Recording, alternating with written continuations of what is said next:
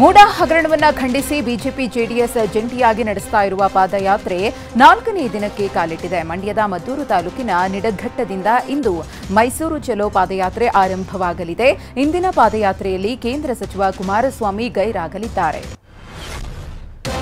BJP JDS ನಡೆಸ್ತಾ ಇರುವ ಮೂಡ ಪಾದಯಾತ್ರೆ ವಿರುದ್ಧ ಕಾಂಗ್ರೆಸ್ ಜನಾಂದೋಲನ ಸಭೆ ಆಯೋಜಿಸುತ್ತಿದೆ.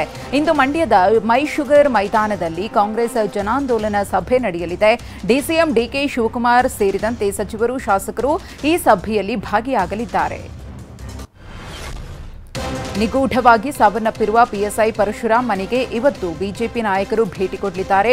ಕೊಪ್ಪಳ ಜಿಲ್ಲೆಯ ಕಾರಟಗಿ ತಾಲೂಕಿನ ಸೋಮನಾಳ ಗ್ರಾಮದಲ್ಲಿರುವ ಪರಶುರಾಮ್ ನಿವಾಸಕ್ಕೆ ಇಂದು ಮಧ್ಯಾಹ್ನ ಛಲವಾದಿ ಬಿಜೆಪಿ ನಿಯೋಗ ಭೇಟಿ ನೀಡಿ ಸಾಂತ್ವನ ಹೇಳಲಿದ್ದಾರೆ.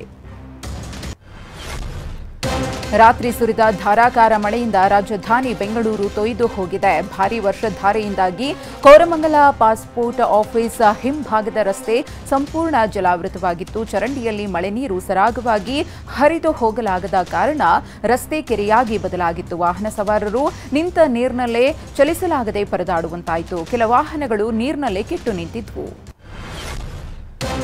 ಬೆಂಗಳೂರು ಉತ್ತರ ಭಾಗದ ಏರ್ಪೋರ್ಟ್ ರಸ್ತೆ ಭಾರೀ ಮಳೆಯಿಂದಾಗಿ ನದಿಯಂತೆ ಪರಿವರ್ತನೆಯಾಗಿತ್ತು. ರಸ್ತೆಯಲ್ಲಿ ನಿಂತ ಮೊಣಕಾಲುದ್ದ ನೀರಿನಿಂದಾಗಿ ವಾಹನ ಸವಾರರು ಹೈರಾಣಾದರು.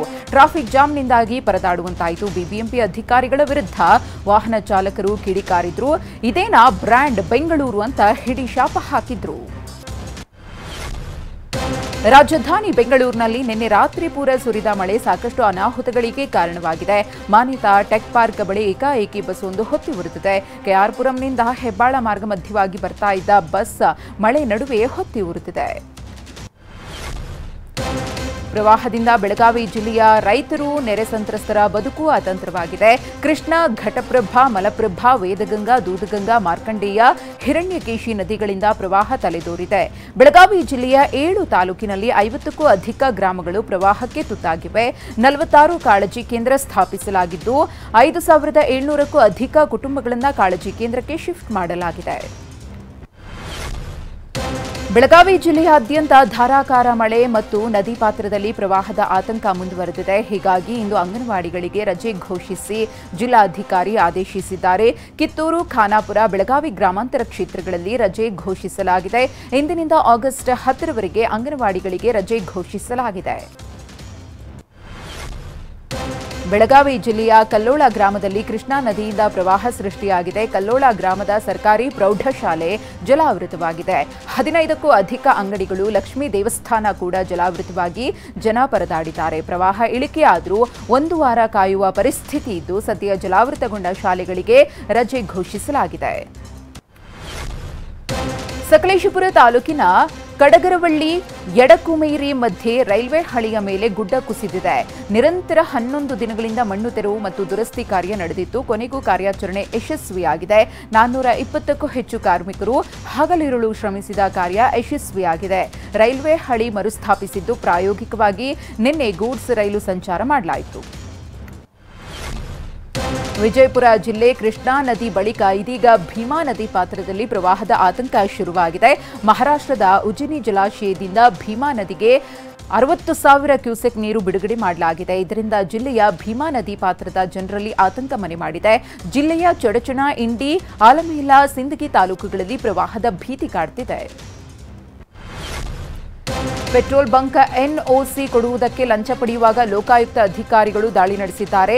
ರಾಜರಾಮಪ್ಪ ನಾಯಕ್ರಿಂದ 20,000 ಹಣ ಪಡೆಯುವಾಗ ಕಲಬುರಗಿ ಜಿಲ್ಲಾ ಅಗ್ನಿಶಾಮಕ ಅಧಿಕಾರಿ ಗುರುರಾಜ್ ಮತ್ತು ಸಿಬ್ಬಂದಿ ಸೋಪನ್ ರಾವ್ ಲೋಕಾಯುಕ್ತ ಬಲೆಗೆ ಬಿದ್ದಿದ್ದಾರೆ. ಲೋಕಾಯುಕ್ತ ಎಸ್ಪಿ ಜಾನ್ ಆಂಟನಿ ನೇತೃತ್ವದಲ್ಲಿ ದಾಳಿ ನಡೆಸಲಾಗಿತ್ತು.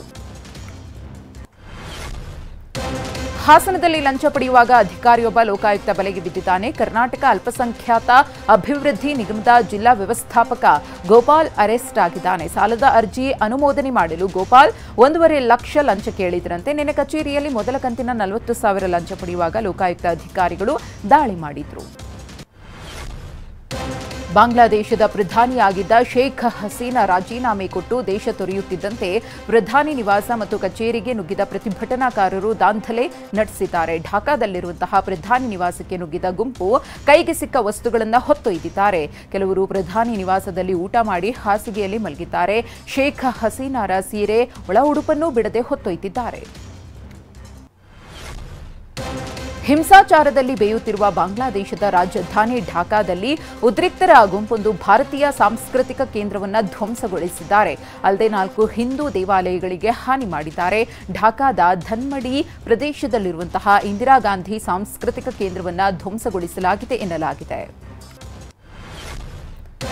ಪ್ಯಾರಿಸ್ ಒಲಿಂಪಿಕ್ಸ್ನಲ್ಲಿ ಇಂದು ನಡೆಯಲಿರುವ ಪುರುಷರ ಜಾವೆಲಿನ್ ಥ್ರೋ ಅರ್ಹತಾ ಸುತ್ತಿನ ಸ್ಪರ್ಧೆಯಲ್ಲಿ ಚಿನ್ನದ ಹುಡುಗ ನೀರಜ್ ಚೋಪ್ರಾ ಕಣಕ್ಕಿಳಿಯಲಿದ್ದಾರೆ. 3 ವರ್ಷಗಳ ಹಿಂದೆ ಟೋಕಿಯೋ ಒಲಿಂಪಿಕ್ಸ್ನಲ್ಲಿ ಜಯಿಸಿದ್ದ ಚಿನ್ನದ ಪದಕವನ್ನು ಇಲ್ಲಿಯೂ ಉಳಿಸಿಕೊಳ್ಳುವ ಛಲದಲ್ಲಿ ನೀರಜ್ ಚೋಪ್ರಾ ಇದ್ದಾರೆ.